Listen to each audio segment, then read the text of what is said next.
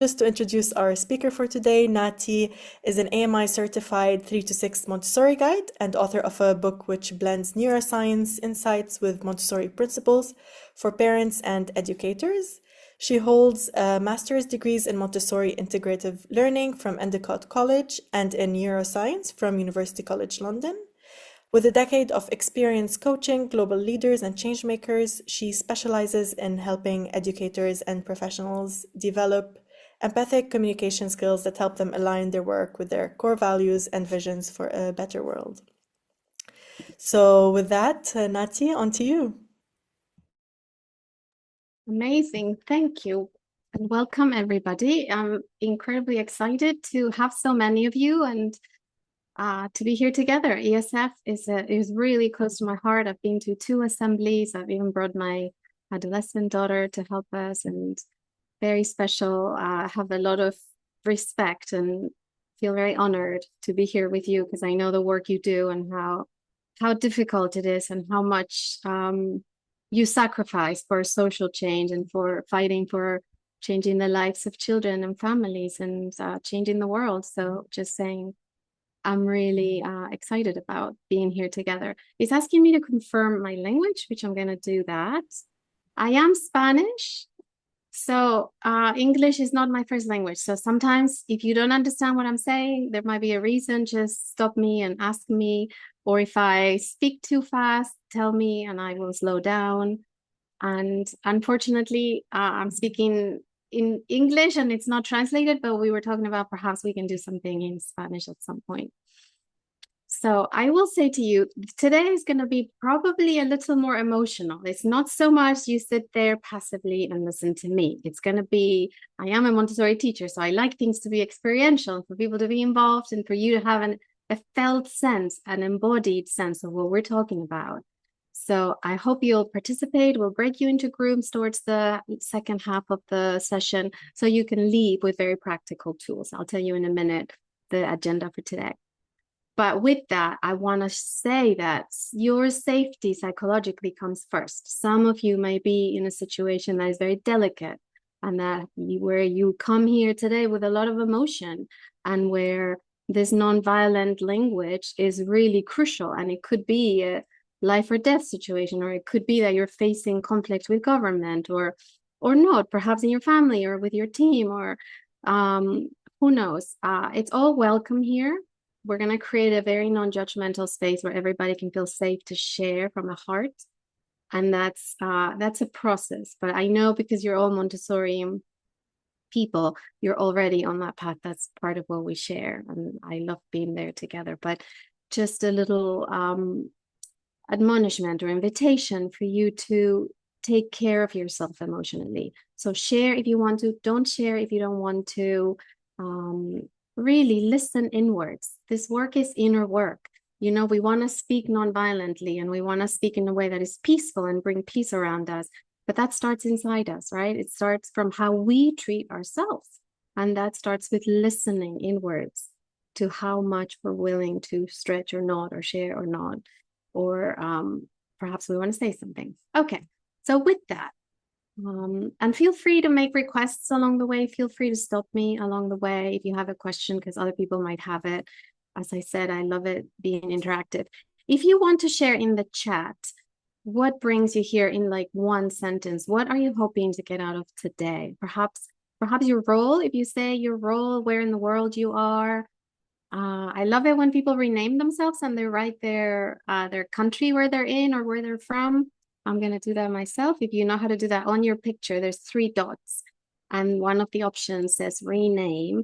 I think it's a little harder to do on the phone, but so I'm going to put that I'm in the UK, but I'm going to put on Spanish there if you want to do that. So if you want to use the chat to tell us why you're here, what you're hoping to get up today, like what difficulty brings you here, you know, that would help me. At some point, I'll look at it. Okay. So is there any questions before I start?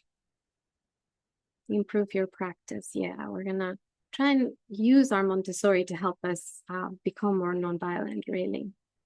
Okay, so I will be reading it and people will be reading it as we go. So I'm going to start sharing my screen. 1 second as I do that. Okay. There. Can you see my screen? Yeah, can somebody? Yes, we can see it. Great. Okay. So today's all about empathetic or empathic communication. And we're going to do something called nonviolent communication. Some of you would probably already be doing it.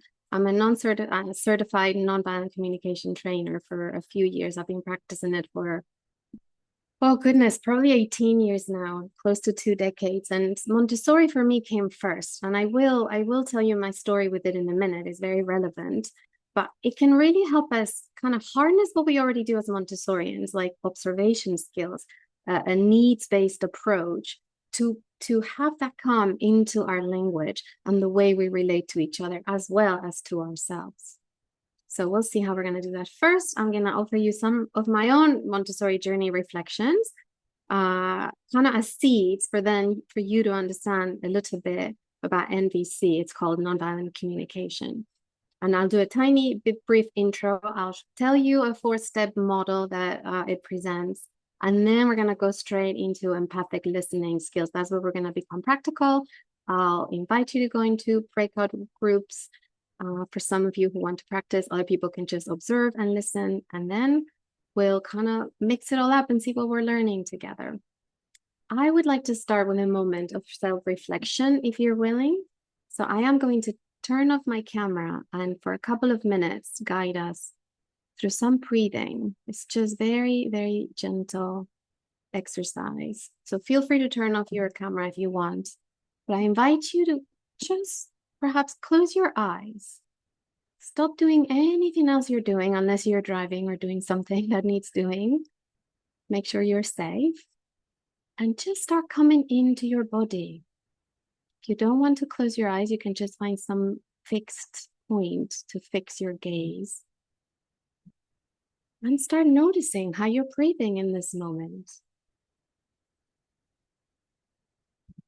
Not changing anything about the breath at all, just noticing that you're breathing. You're always breathing.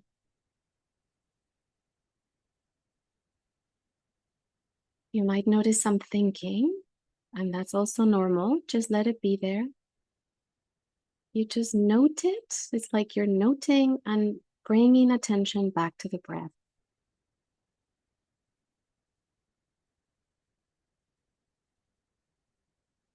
And I want us all together to imagine breathing in and out of the heart. Imagine as though you could bring your breath, the air into your heart and out of your heart.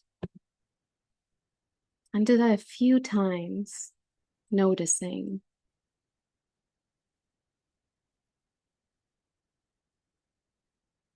If you're finding yourself a little unsettled, you might want to lengthen the exhale.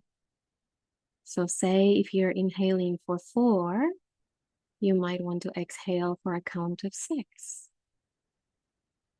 Or not, you may just watch your breath as it comes in and out of your heart and your lungs.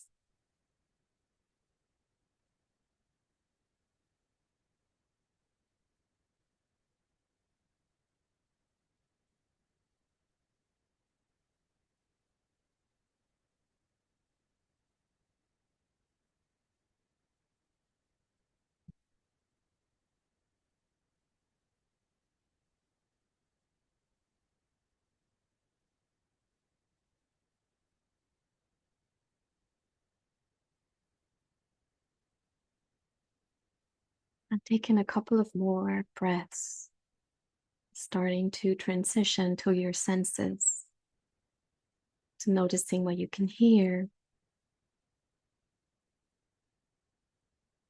what you can smell. And in your own time, opening your eyes and noticing colors, shapes, light or dark. Coming back into the circle and having a moment to look at the people who are here together. We are in a circle, united by our humanity.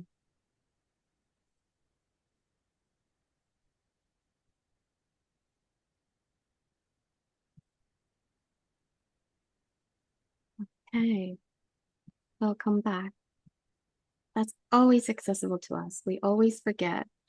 As a neuroscientist, the power of breathing, of taking a moment, what seems to us internally like an eternity, like, if you're in a rough meeting and you're just a little agitated, take a moment to take 2, 3 conscious breaths. Lengthen your exhale. It will soothe you, it will calm you down. We all know this, right? But we don't always do it. But that self-connection can be done in many ways: mindfulness practices, yoga, movement, Tai Chi, walking in nature, contemplating, praying. Every culture has got their own ways to help us connect with ourselves. And that is the foundation for all the work we do. Montessori, nonviolent communication, that is what keeps us regulated in our emotions. And so I invite you to continue on that journey. And we think we don't have time. Sometimes we're so busy launching projects or creating things, but sometimes it only takes a moment and you can put it into your day. So I invite you to do that. That almost, if we did more of that, we probably wouldn't need any of these other things because it would all kind of be natural. So connecting, today we connected through the breath. Next time when we meet in a month, we'll be doing a different one. Okay, so let me go on telling you. I'm gonna stop the share for a moment. That's me in a school that I helped start with some, transitioning children to the elementary program. So my journey with Montessori was very curious. It's not one I expected at all. I didn't know anything about Montessori. I was a doula. I was a herbalist. So I was really into natural ways of doing things, and relating to people was really important to me. And then I had my first child, right? And I realized that I needed something because I did not know what to do. I thought it would be instinctive, and it really wasn't. And that's when I found Montessori, when my first one was about 9 months old. She's now 20. She's going to Oxford University. And that is a point that I'm not saying that to brag, but I'm saying that because what we do, I didn't know if what I was doing was going to work. I really didn't. It was complete blind faith. Nobody was doing it around me. And in fact, I didn't take her to school. I took on homeschooling her. So because I couldn't find a school that I thought was what I wanted for her, right? So we all have a different journey. What's important here is that Montessori gave me a way to learn to connect with her and to understand her, right? And probably you all know what the first thing I did to do that, which is learn to observe, just like Montessori said. And because it was me with the child and the book, Montessori's books, and a few resources online, it was a privileged position because I was literally learning it from the children, and then more children came, right? And then other children came to our spaces. And there was something very precious to me to learn it directly from Montessori's readings and from watching the children. And this piece about observing, I might raise your hand if observation has transformed your life, probably for some of us, right? To learn to observe, to really learn to keenly, accurately observe a human being or anything really was transformational for me. Some of you may know that Montessori has a passage where when she trained teachers, she gave them a rosary, like a bead, right? Like a belt of beads, and she had them pass a bead every time they would have intervened, but they didn't, right? They couldn't intervene. They were just observing. And I did that actually. And the amount of times, that's when I caught myself, how many times I would have intervened. And that process of learning to observe and not intervene actually helped me discover something, which is that I was interpreting all the time. Can you resonate with me? Yeah, that is crucial, to catch that moment when you interpret, you're thinking, you're adding a story, you're adding a lens to what's happening. And if you can catch that, you can separate the pure observation of what's happening from your stuff that you're adding to that, right? That was transformational for me. We'll come back to that in a minute. The second thing that I learned through Montessori is once I observed, I needed to deduce what my child needed, right? What all the children needed, and then create the environment, right? Or adjust the environment to suit the children's needs, right? Some of which Montessori was very good at helping me identify with the needs and human tendencies, right? These universal drives that the human being has to develop, right, in particular ways, as we all know probably. So that again was transformational, to start picking that up in the child. It took me many years actually to realize that I also have needs, right? And to identify my needs. But that became a crucial piece in relating to children differently, and that started to translate to other people. And we'll come back to needs as well in a minute. So, for example, let me give you an example to make it more tangible, because I know some of you are in administration, some of you are more with children. So if a child, for example, you know, the typical new child that comes and just like throws, like in the children's house, throws everything down, right? Just takes a sweep of the shelf. So easy to judge that child, right? So easy to fixate ourselves on labels or on what we've interpreted as to why or whatever, as opposed to just observing how he's doing it. What was he or she doing before he did that? How is this child after, right? That's what the power of observation is just remarkable. And what does this child need? The need is the why did this child do it? Does this child need movement? Not just any movement, like gross motor movement of this sort. Am I going to have that child wash windows, you know, like kind of channel that need onto some more purpose-driven work, right? I think as Montessori teachers, those of us who are Montessori teachers, it becomes a process, right? That we redirect the energies. But the core of that work is understanding the need, right? So that for me transformed everything. And to know that I started seeing that every action that the child or any person has is an attempt to meet a need, or it comes from this inner motivation, these tendencies that we all have as humans, right? Whether perhaps your colleague is just chatting too much and not doing enough work, right? If you're in administration, well, that's quite annoying. And we can get very caught up in what we think about as opposed to observing them and realizing, oh, this person needs connection, or this person needs to be heard, right? What do they need? Yeah, it's kind of the same as what we do with the children. The underlying need is really key. Are you resonating with me, some of you? I'm seeing some nods. Yeah. I'm glad that it's familiar to most of you. And the third thing I think for me was to because my aim was to respect this human being as best I could, as much as I could. Of course, understanding needs really helped me. I started to respect emotions, right? And to all the displays, not just of actions. There's the actions that the person takes, but they also express themselves through emotions, right? I started investigating that world and not repressing emotions, but using them as an observation to then try and deduct the need again. I'm sure you're all doing that as well, right? I imagine it's very familiar. And lastly, I want to point that because I wanted to be respectful, for me, it was really key to not force, to not inflict violence or force if I could ever avoid it, right? Even when setting limits or boundaries, you know, did I need to do that, or could I redirect before I did that, or when, you know, all of these questioning. But the core of that was not forcing. And there's something there about respecting human dignity, right? And I love it. That EsF, we take so seriously human rights, you know, we did a whole bunch of work with that in the last assemblies on that. And it really is about respecting the deepest dignity in each human being, each child. And to do that means we don't force them. We ask them for willingness, right? We invite them to take a choice, right? As opposed to directing them. And I know sometimes we do, but often it's because of a lack of creativity in us, because we don't see any other way, right? And I'm not judging when we do that, or if there's a danger, of course we intervene to protect life, right? And sometimes, you know, but I think it's a really good, for me, it started a journey. Do I need to use force? Do I need to grab this child from the car seat when they don't want to get out?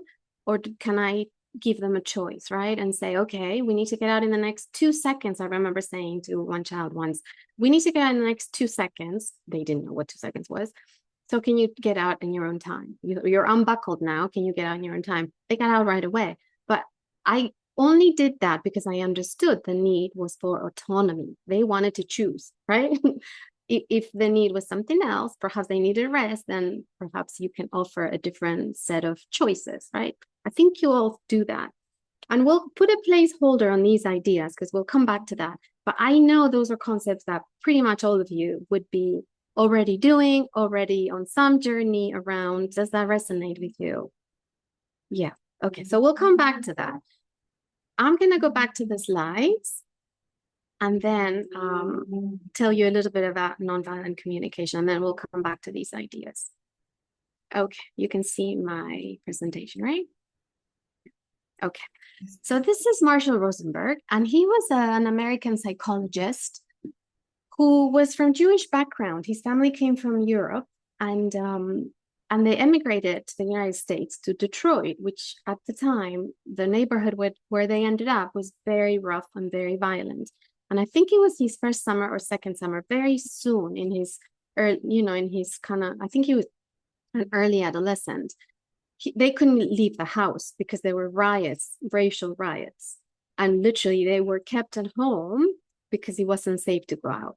Now, at the same time, or, within those formative years, his grandmother was dying and he had his uncle come to his house every day to take care of her.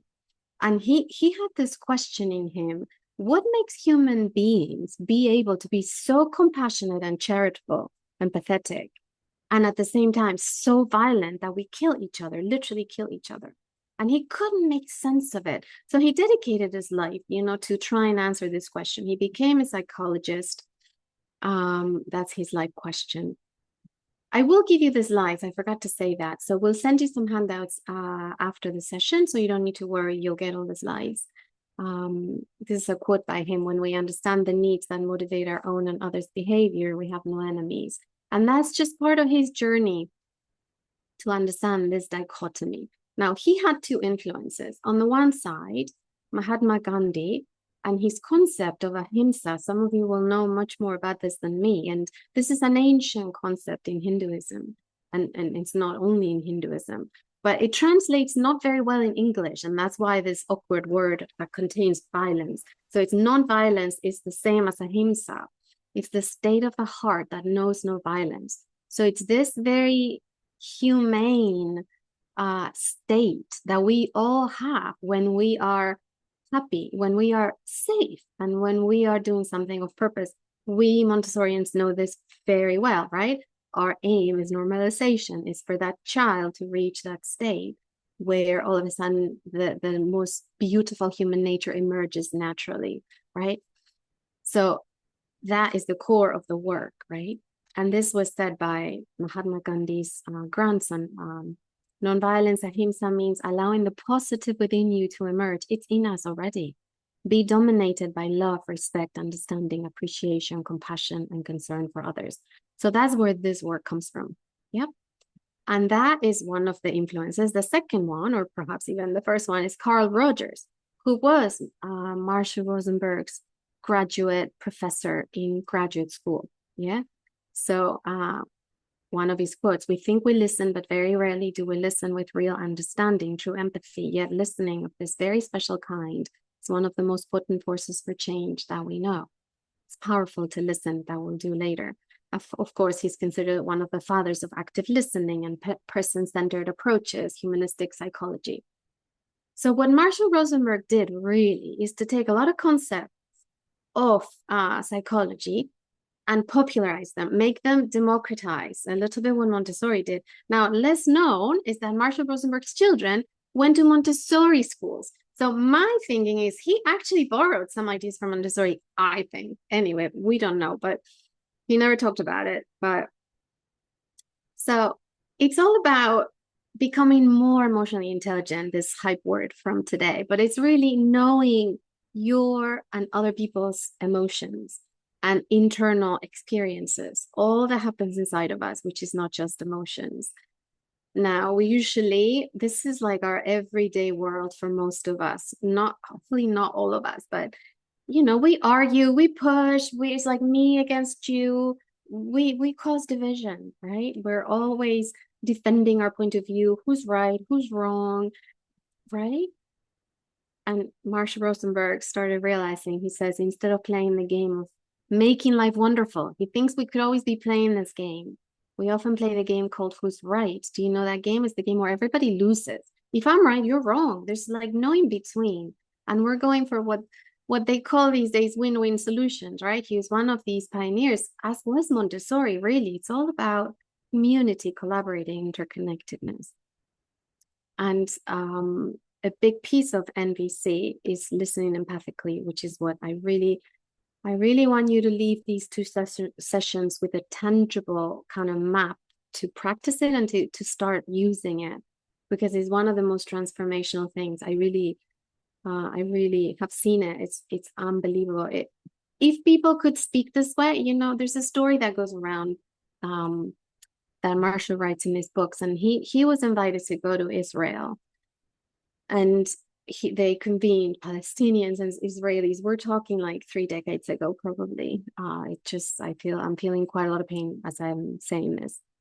And he was called an assassin because he was American, right? They didn't know he was Jewish, which could have been, or maybe they did. Assassin, murderer, and he just listened, you know? He just sat there and listened to this man's pain and kept engaging with him, not defending, not expressing about himself, just listening, just being, holding the pain. This man ended up inviting Marshall to the mosque, to his house, and they became friends. And this man ended up saying, if we knew how to do what you do, we wouldn't need to kill each other. That's how powerful learning to listen and to speak non-violently is. It's really an incredible thing. He says your presence is the most precious gift you can give to another human being. I think we know this, and those of us who've been lucky enough to be with children, we know this. Like, people just, it's like food for our brains, you know. Can I tell you a little study? Very short. I can't help it. Sometimes the neuroscience can really help people.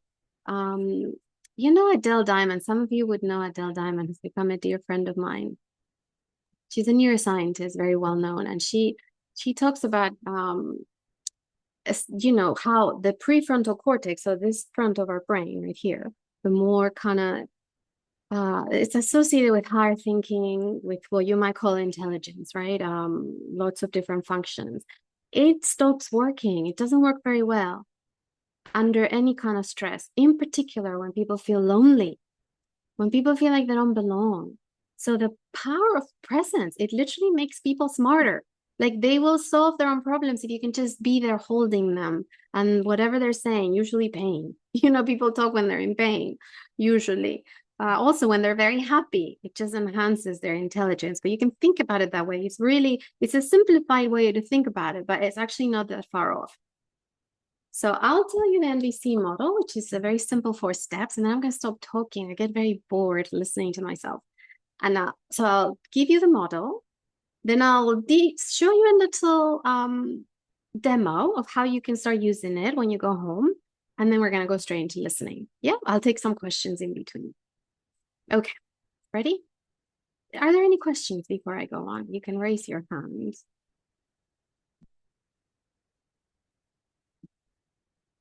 As a Montessori teacher, it's really uncomfortable for me to just be here. teaching. Okay, on I go.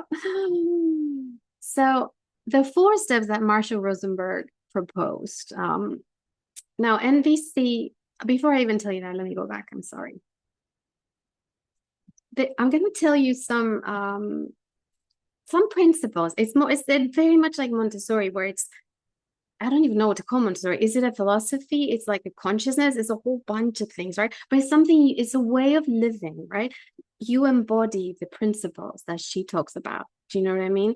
It just changes you from the inside out, and you start becoming a person. Very much what Renilde Montessori talks about in her book, Educateur sans frontières. Have you all read that book? It's like one of my Bibles. It's a tiny little booklet. It is absolutely precious. I think everybody in the entire world needs to read this book. I really am not joking. And she so beautifully articulates, you know, a way of being with each other and a way of being, of course, with children, but it is an embodied practice, right? And NVC is very much like that. And I'm going to tell you some principles of the kinds of things you would embody if you practice it. And I think they're going to resonate with you very much. And you're probably already doing a lot of it. All human beings, this is Marshall Rosenberg used to say, all that human beings do is two things. They ask, please, and they say thank you. So please, they would be asking something, or they would be receiving you. And it's really that simple. When someone's speaking, are they asking you for something? Are they saying please? Are they expressing some pain? Right? Listen to them, right? Or are they giving you a gift? And if they are saying something beautiful, receive it. You know, I love that. It's a simple way to relate heart to heart. And I already talked to you about making life wonderful for everybody. That's kind of what we're trying to do, just like in Montessori, right? Help meet everybody's needs together. We're all connected, you know, not just through these human to human connections that kind of almost don't pay attention to power structures. Even if they're there, we relate. And that's why Renilda's book and principles and Montessori's are so beautiful, right? We relate human to human, no matter who you are in the hierarchy.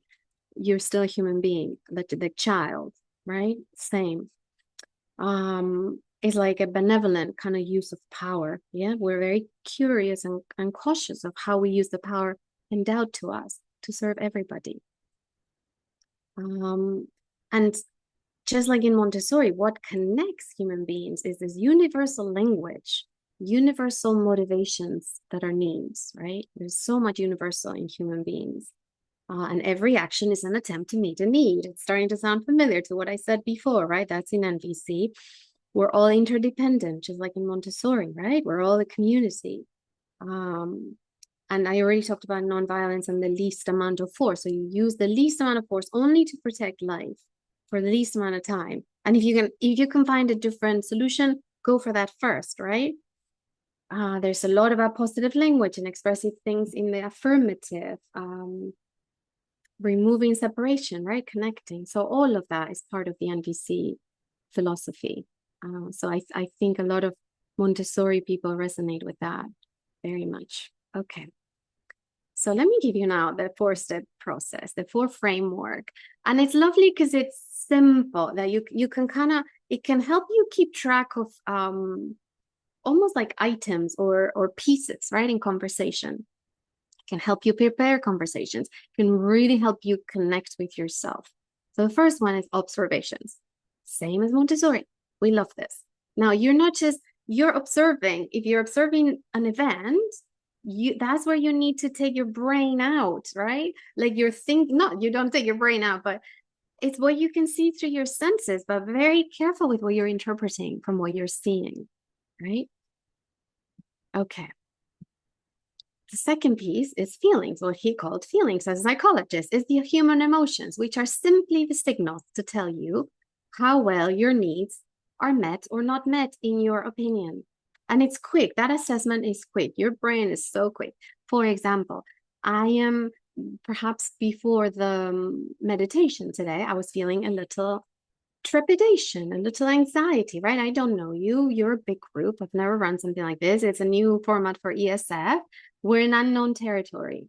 So normal that there would be anxiety. That's my feeling. What's my need?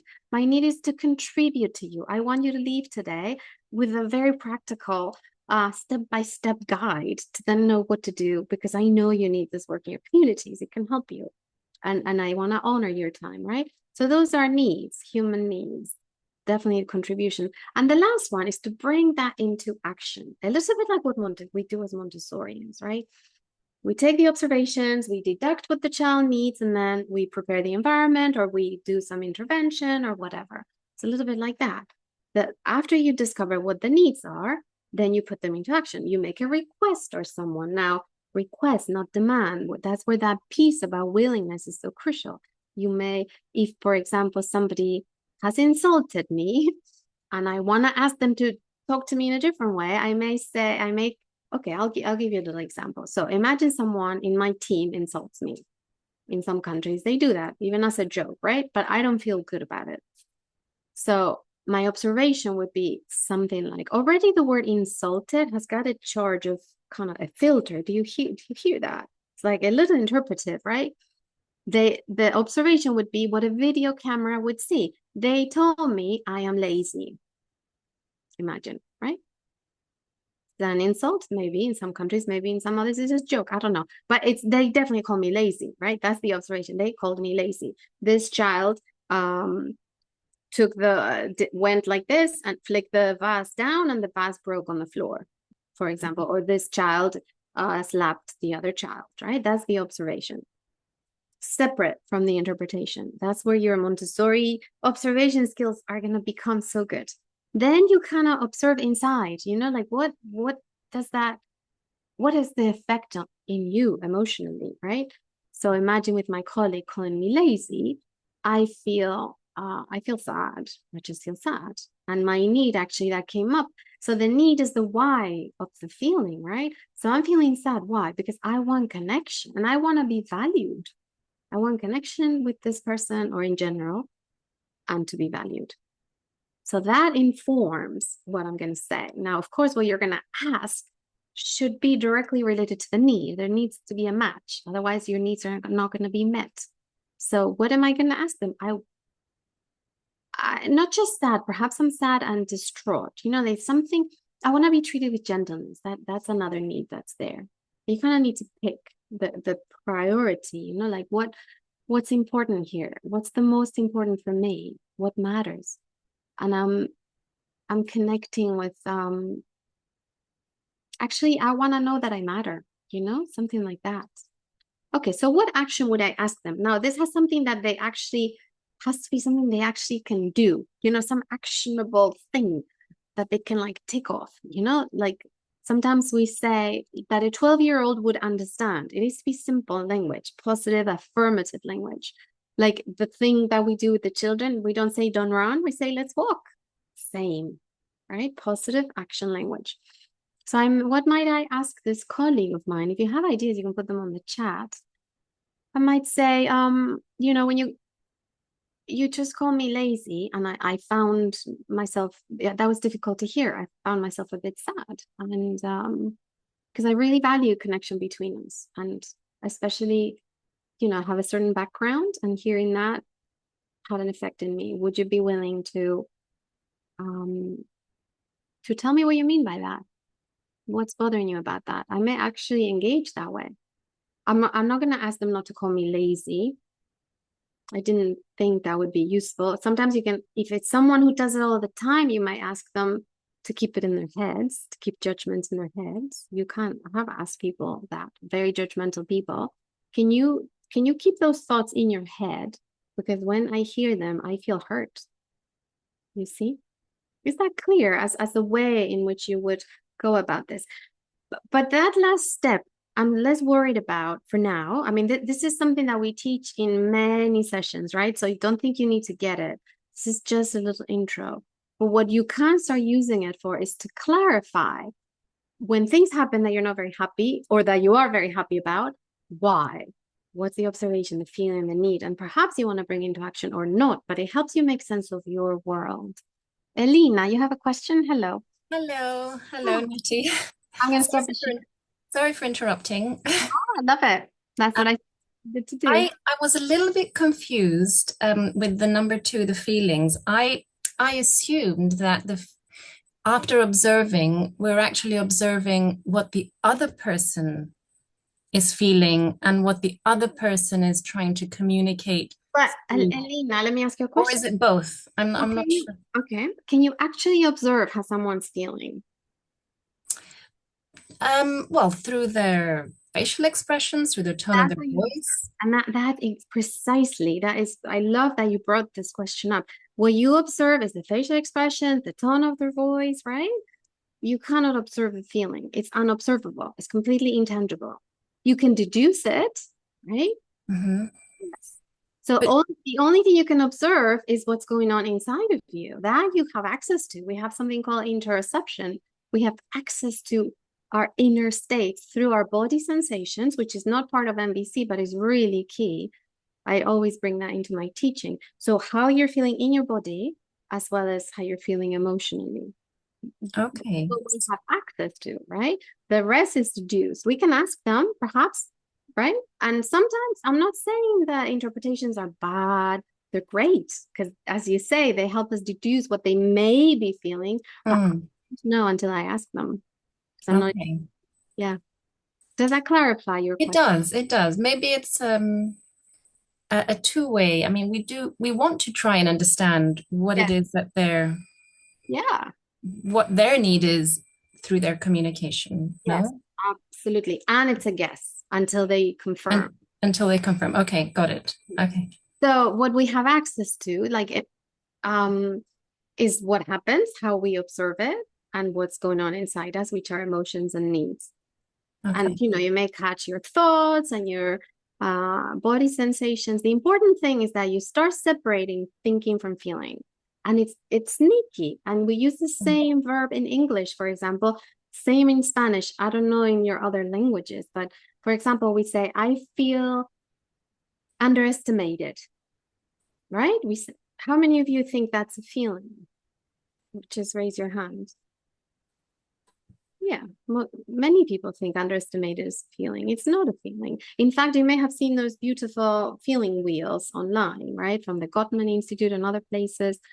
There's things in there that are not emotions. They are not feelings. They are thoughts. They're things we tell ourselves. And after we believe them, we feel something. I feel bullied. You can't feel bullied. You're telling yourself you're being bullied. And perhaps you are. And surely, something is happening that needs addressing for sure. But you're feeling something different. And it's very empowering when you connect directly to the emotions and you separate the thinking part. Just like when we observe, we separate the interpretation. It empowers you. It connects you with your inner power. Thank you. Thank you so much. Thank you. And how different are you going to come out into the world if you think you're being manipulated? I'm feeling manipulated, right? Like it feels like a fact, as opposed to I'm feeling scared. I need safety. Do you know? Very different, very different. You're gonna interact very differently. Yeah. When it's the same reality of what's happening outside. Does that make sense? There's so many layers to Thank this. you. Yeah, yeah. Definitely explore it, perhaps in the next session or in even future sessions if we want to meet up again. Yes, or Özge. How do you say your name? Hi, sorry, it's not Özge. It's actually my wife is Özge. My name is Isauro. Okay, welcome. I'm Isauro. I just a question popped up from the weekend. You don't observe feelings. And I'm here as a teacher and as a father of a almost 3-year-old boy. And this whole concept of mirroring with emotions to the other. Is it wrong then for me to mirror to my son, but in a way what you're saying, I'm deducing an emotion I feel he's having? No, it's beautiful. So in fact, I want to do that. Yeah.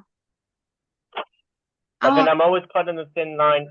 If I feel he's having that emotion, but is he really having that emotion? And have I just gone ahead and assumed an emotion for him? Yeah. And then he's taken the emotion. Thank you. I love it. Thank you. So glad you asked this. And we're going to go, I think this will get clarified as we go into the rest of today and then the next session, because what we're doing is the following. And if you're a father or a teacher, you're very attuned to that child. You kind of know what they're feeling. We're human. We resonate with each other neurobiologically. It's a beautiful thing we do. The research on this is exquisite. It's beautiful. So yes, you probably know what they're feeling and you're seeing the external manifestations of it. So they look like they're really angry. They're like frustrated. But how do I know if it's frustrated, angry, or, how do I know if they're worried? Like in the scale of emotions, of the same kind of emotion, I don't know exactly, right? Well, of course, the 3-year-old, you don't need to know fully. And it's of crucial interest, as you said, to mirror it back to them, just like we name objects, and that's how they learn their vocabulary of the physical world. We need to name emotions, ours and theirs, so that they learn the emotional world and landscape inside of themselves and others. Now, we really cannot observe emotions in them. We observe the external manifestations. So we ask, we just say, it looks like you're feeling frustrated. I wonder if you're frustrated. Is it, is this thing frustrating for you? And initially they're not going to answer, but over a few instances, they'll start using those words themselves. So the only thing we do, yes, we mirror as a question, because with humility, with just like you don't say to someone, oh, you're so angry. What do you think they're going to do? If you say that to an angry person, what do they usually do? Anybody, please. We all know this, right? They get more angry, More right? angry. So Yeah. much more angry. It's so annoying when someone tells you what you're feeling. We don't like it unless, and I think there's some of this that is very innate and you're probably doing it already. Like I hear it all the time out there. Wow, you look so happy, right? I can see that you are doing things that a happy person would do. Of course, I'm not going to speak like that. I'm just going to say, oh, you look so happy. Are you happy? There's always that question. Yeah. So it's the important thing is that they get to say yes or no, and that you ask with humility. Yeah. So what would be, okay, I'm gonna read the chat. Okay. So what would be a good way to mirror emotions? Did I answer that question already? Pat answers in this and the next workshop. Oh, okay. So if not, please let me know. If I could just clarify what I meant by that question, because I know, like you just said, don't say, oh, you're angry, because it makes them angry. What would you say instead? Like, what would be the go-to phrase? Not that it has to be in every situation, but like, so you have something to draw on. Okay, a little disclosure I should have made in the beginning. I'm a very unusual NVC trainer, because to me, the most important thing is connection, meaning you need to speak like you. Don't you go and use this thing and use it as a template, because you will alienate people and people will get upset with you. They'll say, don't do that thing with me. They get annoyed. So I'm really hesitant to I will give you an answer, but just don't think you have one phrase. You need to have many ways of doing it, and they need to be natural, in the natural way you speak, right? So you'll hear me say lots of it and you can listen to the recording again. But I want you to find your own. So you could say, tell them the observation. What you see, that's pure mirroring, is literally put a mirror to them and show them what you're seeing, what you're hearing. Your voice just got a little bit louder. I noticed your voice got louder and your face just changed when you said that. Are you angry? Is this thing causing anger in you? Does that answer your question, Mary? It does, thank you, because I've had trouble with a lot of classes on, like not nonviolent communication per se, but any sort of like peaceful communication tend to be a little too ethereal for me. I see. That, where they try to say like, oh, be peaceful, do this, do that, but there aren't really a lot of practical phrase work. I need a little more guidance than what most. This is super practical. Yeah, you some form of question that for you in a natural way, you're asking them, hey, I think you're feeling this. I'm picking this up. Is that right? Am I with you? Yeah, I mean, we're basically going into listening. So this is really a good segue. No, thank you. That's very helpful. Welcome. So I'm noticing the time is so very exciting, but I'm going to move on for the sake of time, or we won't have time to practice, right, Rain? Yeah. Okay. So thank you for your questions. I am going to, where am I? Here. So I'm just going to show you oh, wait, I'm sharing the wrong thing. We're literally going to go into a breakout room in a minute, 15 minutes we're going to do, and you're going to be split into groups of 4. I'm going to tell you what to do, but I'll give you a mini instruction, and then I'm going to have you talk and listen to each other. And then I think your questions are going to become very practical and tangible. I mean, they already are, but meaning you'll find your own answers, I think. So empathic listening, sometimes I see it like 2 dolphins. I know some of you are very visual, so let me show you the slides. Something like this, like one person is talking and that's the person in front, and you're the one alongside. So your only task is to stay alongside them, and they're always leading, right? You're not behind, you're kind of with them. Sometimes you lag behind, you'll go to the side, you just keep coming back to them. You're accompanying them as they share something with you. So I'm going to put you into groups, and I want one person to share something short, perhaps something you're struggling with in your projects with Montessori, or perhaps it's personal. And the other people listen. Now, the only task you have as a listener is to suspend your judgment.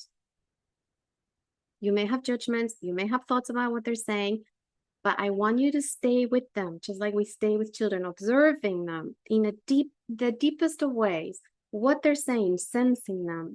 We all do this naturally, by the way, right?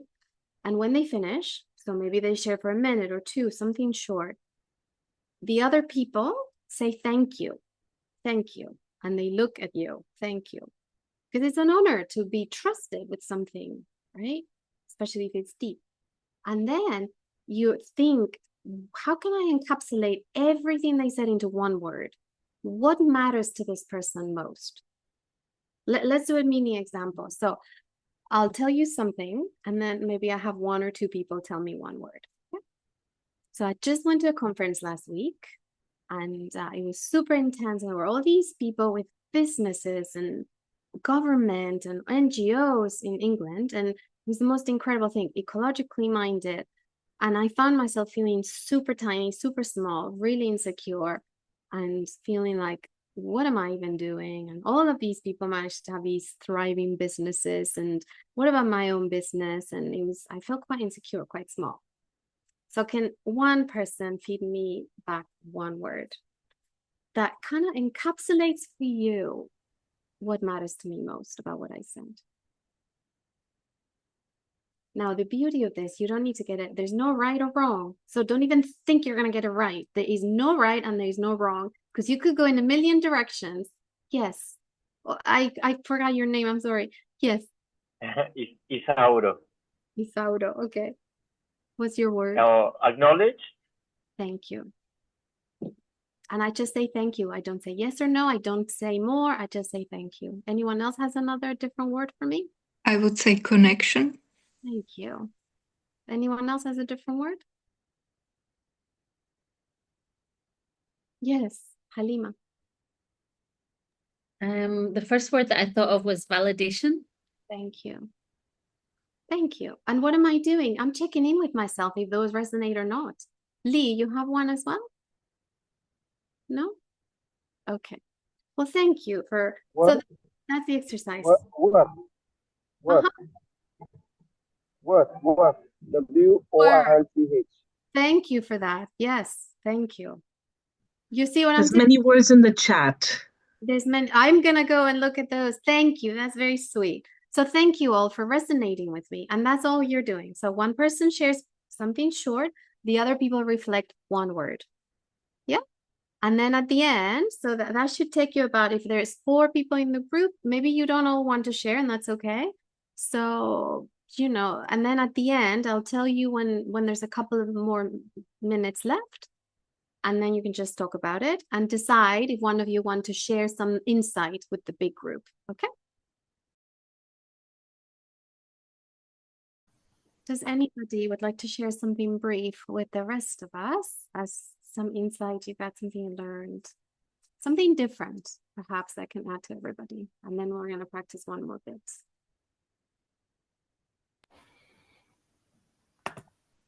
Yes, Suba.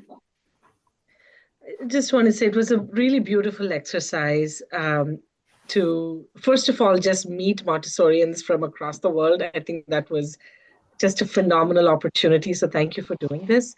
But it did take some effort to resist the temptation to say more or give advice or ask more questions and all of that. So I think to stick with one word was very powerful. And the words that were given by the people in my group were,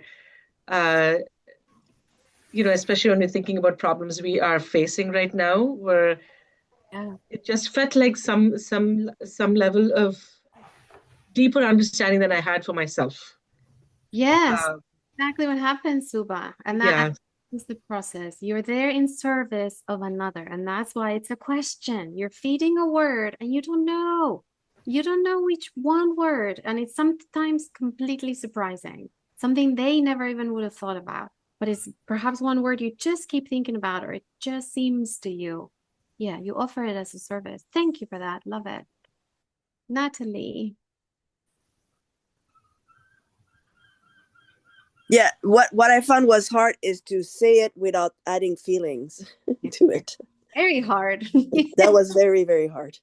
Yeah, and it's a very active, you see, Marsha Rosenberg used to say, don't just do something, sit there or stand there. Do you know, like, it's so much easier to do something, to give advice, to get engaged. To not do that, take self-restraint. We want our children, we're helping them develop self-control, right? It's a very important executive function that we all know about, I think. And if not, we can talk about it another time, but we're developing that still. It's that ability to self-manage, to control your impulses and be there for another human being with full presence, full attention, the most precious gift ever. Mary, yes. We also had an interesting discussion after we did our sharing exercise that it's a good foundational point and empathetic listening is important, but it can be a starting point to actually finding solutions. Yeah. That there has to be, you have to make sure there's not a solution piece missing. Otherwise, it's just kind of a vent session. There has to be a point to move on. Exactly. Yeah. Absolutely. We're practicing it piecemeal so that you can we're simplifying it, or I'm simplifying it so you can practice one thing at a time, just like we do in Montessori. Absolutely. But that action, that request is crucial. That fourth step for sure. Okay. So I would like you to go into the groups, same groups, and just share perhaps a little bit more. Perhaps you don't do all of you this time. Or if someone hasn't gone, they can get to go. And this time, the first thing I want you to do is same as you did, be silent, but present is a very active, just like what you were saying, really active, being present. You're forgetting your thoughts, you're watching your judgments or assessments, you're putting them aside, suspending them, being there for them. And then I want you to, one person, say a few words.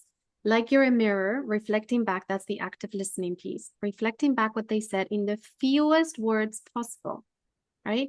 So in what I told you before, you may say something like, you went to a conference and it sounds like you felt insecurity because there were a lot of people doing important things in your eyes and that was hard for you. You may just say that. Yeah. Again, there's no right, there's no wrong. There's just some simple paraphrasing of the content they said. Yeah, that's the second thing. There's a third thing, and I'm going to show you the slides for that. And this is where you may put in, oh wait, that's the wrong thing. I'm sorry. There. Okay. There. You may put in some feelings and needs, just like what you were saying before. So first silence, then you reflect like a mirror. Yeah, they see themselves. And then you may ask, it sounds like this is so frustrating for you, or it sounds like it was, I don't know, you felt sad about that because you needed connection. Yeah, or, that's where you put in the one word. The thing that matters most is likely a need or human value or a tendency in your world, something like that. Some human motivation, some longing, the kind of hard longing that this person has. What matters to them here? And you may ask them that and connect the why for the need, for the feeling. They're feeling sad because they need connection. They're lonely because they need community. Yeah. So you ask perhaps as a question. Now you may not do it in this order. You may be very emotional and that's what you share first because you just acknowledge what they're saying. And that now you see why it's so important to ask as a question, right? Because we don't know if they're feeling that or not. Even if they said it, sometimes you say the same exact words and they say no. You're like, okay. Okay. So we'll do it for a brief time, probably, how about for 6 minutes? So it's going to be just a short round for some of you to get a sense of this, same groups. And then we'll come back, see if you learned something from it. We'll give you 1 minute at the end. And then we'll wrap up. Really important you keep your stuff inside of you, yeah? Those who are listening. Okay. So I hope that was a little bit of a taster. I know it's very short. I mean, this takes years to develop, so don't be discouraged. I don't know why they're coming so slowly. I'm gonna say that again in a minute. Okay. So thank you for being willing to try. I think I want to say that first, and for kind of dipping your toes in the water or trying to deepen your practice. It really takes years to master empathic listening. So I hope you take this as something that resonated today to keep practicing. I'm going to give you some ideas for practice in a moment. We'll run a little bit over time. So if you need to drop off, please do, and you can listen to the end in the recording. We'll only stay 5 extra minutes or so. But before I wrap up, I want to hear from you. Anything short that you can share with everybody as an insight that could be useful that your group or you realized that everybody can benefit from. I know it was short, right? In real life, we have more time than this.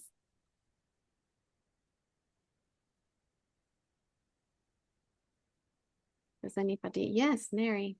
I noticed that in both of my breakout groups, basically all the Montessorians have similar concerns about what they're seeing in the classroom, or trying to reach parents that may not understand the Montessori method, or how to implement programs in a way that are true to the Montessori philosophy, when bumping up against societal expectations. So it was a good reminder that all over the world, we have the same universal challenges, and that we stick with it because of the children. Yeah, and we're united in our cause, in our collectively shared purpose. That's the most beautiful thing. Yes, thank you. And anything you learned, anybody, about the listening process? Yes. I learned that because I did the mirroring back, that my urge was to reassure at a certain point. And actually, I'm really glad that I didn't follow that impulse, because and instead sought clarity in terms of, was that what you were feeling? Because then the person that was sharing opened up another part of their experience, which may not have ever been looked at if I had jumped in to reassure. So I'm really grateful. And it's funny because it feels so right. Yes. Yeah. Or what we're going to say is it feels so familiar to jump in. Yes. To reassure, and actually it's almost like going against my instinct was the choice. You know, I love that you said that, Halima, because it's that thing where you wouldn't dare as a Montessori person, right, to show a child an insight that they're just about to have, right? You wouldn't take that away for the life of you. You want them to discover that. It's sovereignty, you know, in the highest sense. And this is the same. You want them to discover themselves. You're getting them to touch their own power, and you're just holding. So there's a lot of untraining for the listener to do. You're holding back on all of your habitual responses. And I want you, from now until we meet up, watch yourself as you attempt to do this. Lots of things are going to come up. Advice, reassurance, humor, distraction, all sorts of responses that are not actually listening, being present, and just, checking in with them, acknowledging what they said, right? Thank you for that. Okay. Anything else? Any little nugget that you're taking from this as well that everybody would benefit from? Yes. Yes, but Fasika, is that how you say your name? Faika. Faika, thank you. Hi, thanks. I think for one of the things I think in the process for me was thinking of, the reflexive response of wanting to offer something and not doing that. And then asking yourself, what is the reason that I'm feeling that? Yes.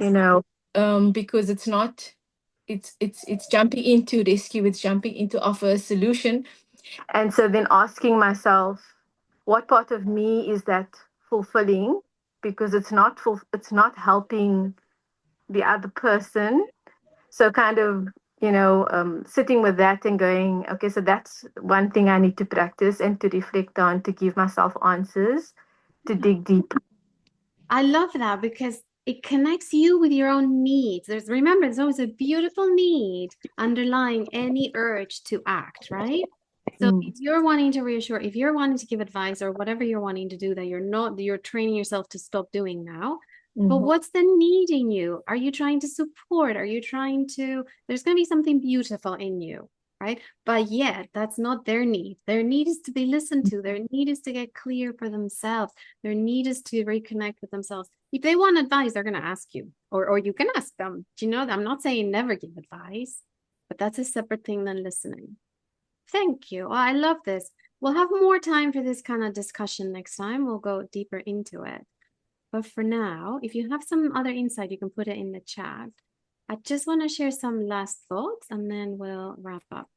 So a few tips from kind of harvesting what we've said today on listening in particular.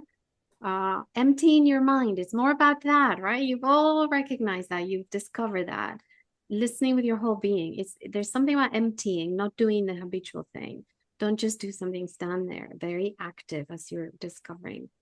Marsha Rosenberg used to say empathy, so listening before education. So listen to them first, even for a minute, even for 2 sentences, and tell them, reflect, in the way that in those 3 steps, or perhaps just reflect what you understood before you tell them your thing or you correct them.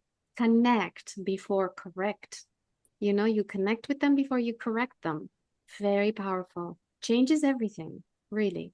And you're just changing the view from your mountain and the vistas that you can see the lake to turn around, go down your mountain, up their mountain, see the world from their point of view, how they feel. That's what they're sharing. You reflect their world, not yours. Your world is yours. Yeah, you can share that in a different place. It's about creating that safe space. It's very fragile. This is my son. Do you see how this, what do you call, I'm thinking in Spanish, libélula, dragonfly firefly was missing some legs. You see that? And he was trying to help it to safety. It's that gentleness of something so fragile. When people share, they're vulnerable. They're trusting you. As Halima was saying, if you actually do it, they will go deeper and deeper and deeper. Take that with such honor that you're being trusted with something precious. And then hold them, hold them and give them that reflection as opposed to something yours that is meeting your need, not necessarily theirs. Okay, listen more, judge less. And listen, listening is just not doing all the other things. You've already discovered that.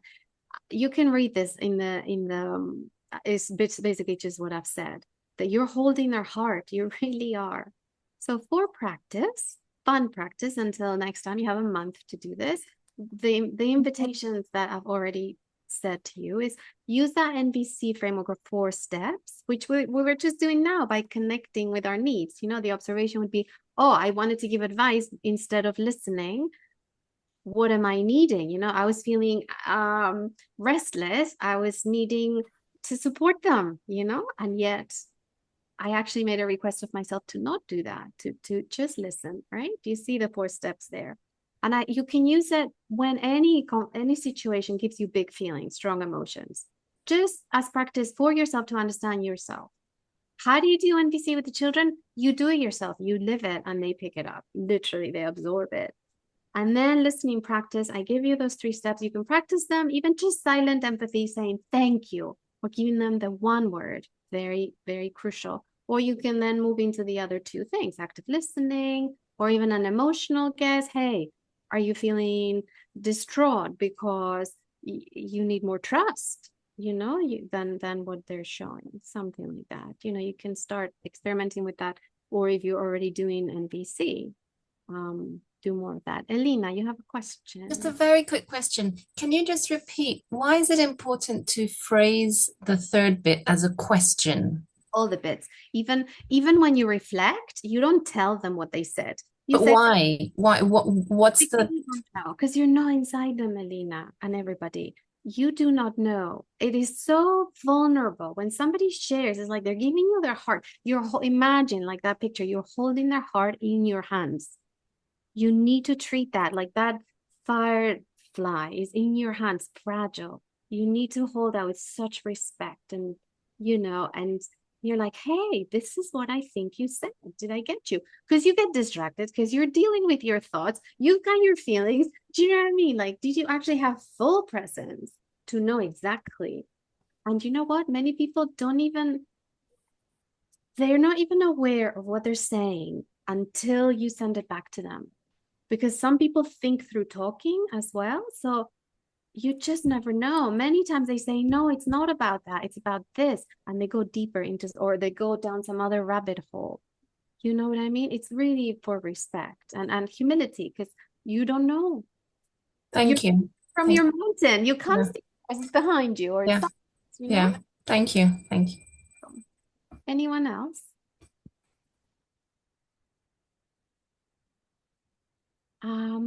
Yes, Mary. Oh, someone typed in the chat, I hear you saying. Is that the correct phrase for reflection?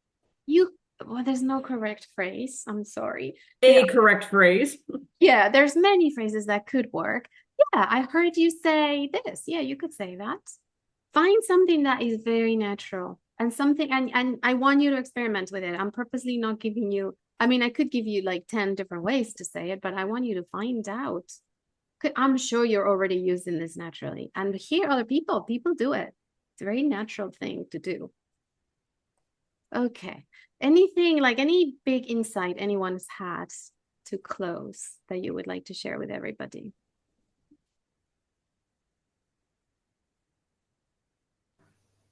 Yeah,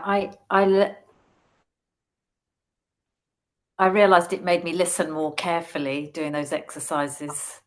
You really have to listen carefully, more carefully than I would normally do. And what you're doing is really observing. Think about it. You're observing them, what they present to you physically. You're observing deeper. You're trying to kind of take everything in, tone of voice, the words, the meaning, all of them. You're attuning. Yeah. Like you would attune to a baby, kind of, And by the way, we're wired for this neurologically. So there's a lot of unlearning, but once you get it, it's like it feels natural. Anyone else? I think this takes practice. Yes. In almost this simulated environment, because when it comes into the real thing, we might fall back very easily. Yes, I thank you, Claire, for that. I think this takes an opportunity to practice like anything else. I'm learning it. Yes, and I'm gonna suggest, I didn't put that in the practice sheet, but I will send you a little handout that I wrote about this. So you'll have a lot of this in written form with some phrases already as well, Mary and others who want that. Very practical. And in that, there's something that's a dyad. You can get together with someone in your community. We don't have each other's emails here, but somebody that a colleague, a friend, a partner, anybody, and practice it. Say, hey, I want to practice listening. Tell me something. And then you do it. It's like, oh, how was that for you? How did you, and then you hear them, what it was like to receive. Yeah. And you have it step-by-step practice, what to watch out for and all of that. Yeah. Absolutely. Practice. So we have a month to practice these things, and then we'll come back together and add to it. I think we'll send a little feedback form and definitely fill it out and tell us what you want more of. And there's many places we could go with this, but we'll deepen our practice of listening and observing. Thank you for coming. It's been a real pleasure having so many of you. Wonderful. And in the slides, you have ways to contact me if you need to. You can connect with me. I write lots of things. So there's many resources available.